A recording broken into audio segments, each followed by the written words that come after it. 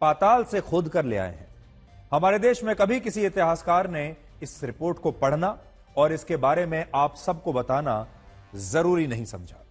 और इसका कारण यह हो सकता है कि इस रिपोर्ट में लिखा है कि संभल की शाही जामा मस्जिद के नीचे हिंदू सम्राट पृथ्वीराज चौहान द्वारा बनवाया गया एक हिंदू मंदिर हो सकता है।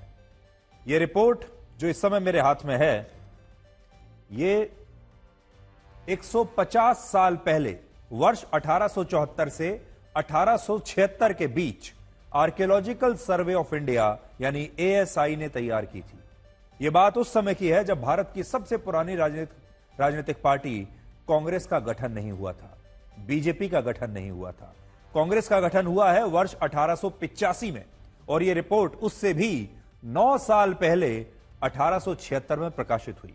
उस समय ना तो आरएसएस था, ना बीजेपी थी, ना ही स्वतंत्रता सेनानी वीर सावरकर का जन्म हुआ था और ना ही इस रिपोर्ट को तैयार करने वाले अफसर कट्टर हिंदू थे।